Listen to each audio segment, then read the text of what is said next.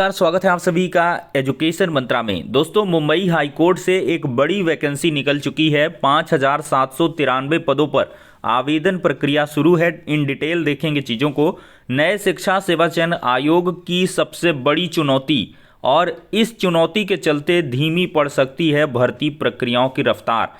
विश्लेषण करेंगे। 69,000 शिक्षक भर्ती आरक्षण मामले में राज्यपाल का सपोर्ट मिल रहा है। बिहार शिक्षक बहाली रिजल्ट को लेकर एक बड़ी खुशखबरी है। तो चलिए दोस्तों, सारी अपडेट्स को जान लेते हैं। दोस्तों, देखा जाए तो नए आयोग पर होगा 1,500 से अधिक मुकदमों का बोझ। नए शिक्षा सेवा चयन आयोग के विधि अधिकारी पर होगी बड़ी जिम्मेदारी। संविदा कर्मियों के समायोजन पर ऊहापोह। और दोस्तों, देखा जाए तो नए शिक्षा सेवा चयन आयोग में विधि अधिकारी का भी पद सृजित किया गया है। आयोग के विधि अधिकारी पर बड़ी जिम्मेदारी होगी, क्योंकि आयोग का गठन होते ही उस पर 1,500 से अधिक मुकदमों का बोझ होगा। दरअसल बात उत्तर प्रदेश उच्चतर शिक्षा सेवा चयन आयोग और माध्यमिक शिक्षा सेवा चयन बोर्ड को शिक्षा सेवा चयन आयोग में समाहित किया जाना है। ऐसे में दोनों भर्तियों संस्थानों की चल और अचल संपत्तियां भी नए आयोग को स्थानांतरित कर दी जाएंगी। बीते दिनों उच्चतर शिक्षा सेवा आयोग और चयन बोर्ड ने चल और अचल संपत्तियों से संबंधित पूरी रिपोर्ट शासन को भेज दी है। संपत्तियों के साथ वे नए मुकदमे को भी स्थानांतरित कर देंगे जो भर्तियों को लेकर दखल किए गए हैं और न्यायालय में लंबित हैं। इन मुकदमों में पैरवी देखा जाए तो नया आयोग ही करेगा, और यही वजह है कि शिक्षा सेवा चयन आयोग में विधि अधिकारी का पद सृजित किया गया है। इस पद पर जल्द नियुक्ति होने वाली है।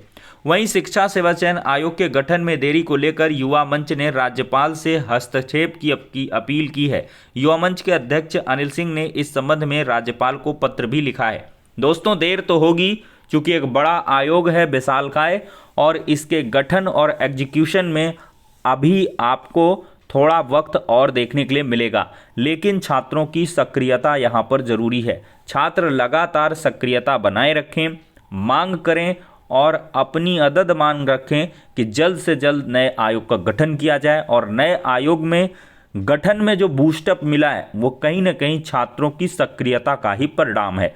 तो दोस्तों, अभी 1 से 1.5 महीने का वक्त लगेगा, और इसके सुचारू रूप से संचालन में आई थिंक आपको जनवरी महीने का पूरा इंतज़ार करना पड़ जाएगा।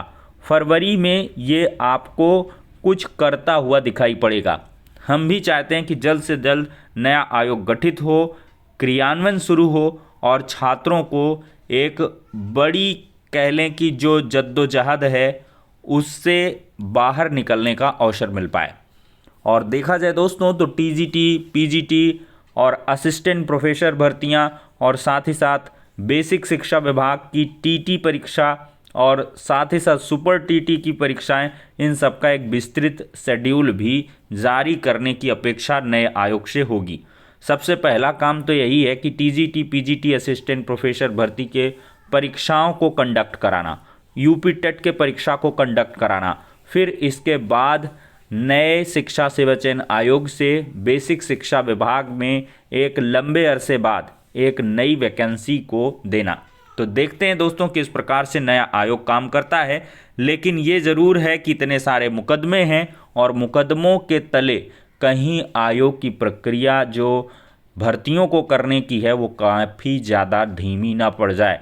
ये एक बड़ा प्रश्न चिन्ह है, क्योंकि बेसिक शिक्षा मंत्री जी ने स्पष्ट तौर पर पहले भी कहा है कि हम पहले पेंडेंसी को निपटाएंगे, फिर हम भर्तियां करेंगे।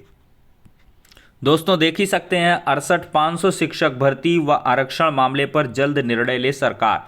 तो 68,500 शिक्षक भर्ती परीक्षा 2018 में भर्ती और आरक्षण मामले को लेकर बीटीसी प्रशिक्षु शिक्षक अध्यक्ष तूफान सिंह के नेतृत्व में एक प्रतिनिधि मंडल राज्यपाल आनंदीबेन पटेल से राजभवन लखनऊ में मिलने पहुंचा।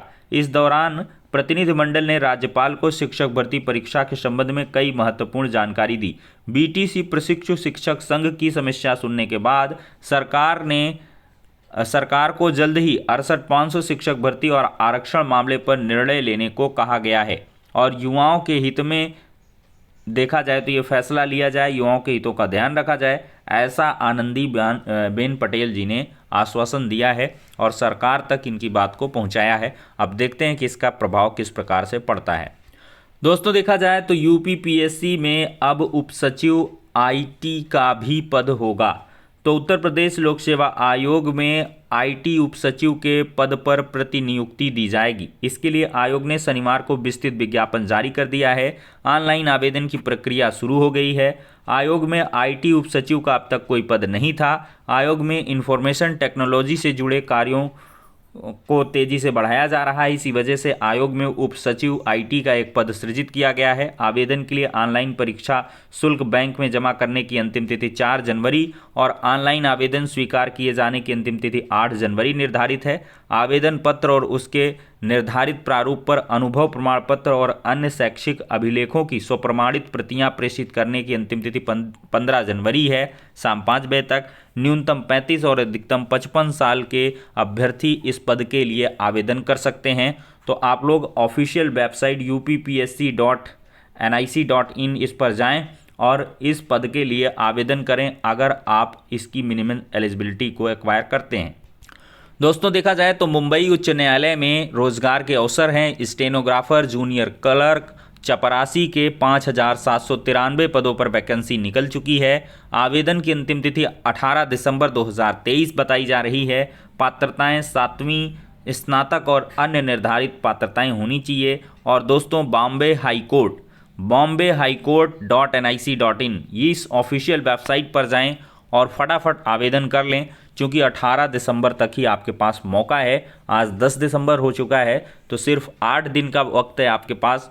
तो अगर आप इंटरेस्टेड हैं स्टेनोग्राफर, जूनियर क्लर्क और चपरासी की पोस्ट के लिए तो ज़रूर आवेदन करें। मुंबई हाईकोर्ट में आपको आवेदन करने और काम करने का मौका मिल सकता है।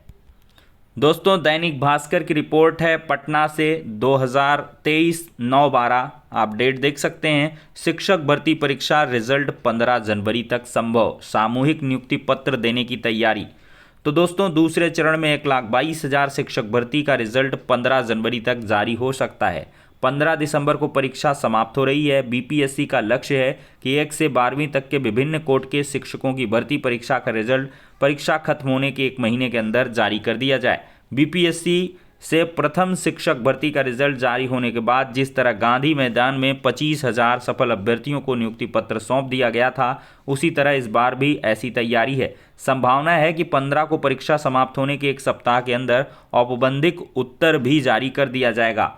और जारी कर दिया गया है दोस्तों। बीपीएससी के अपर सचिव सह परीक्षा नियंत्रक सत्यप्रकाश वर्मा ने बताया 9, 10, 14, 15 दिसंबर को तय कार्यक्रम के अनुसार परीक्षा होगी।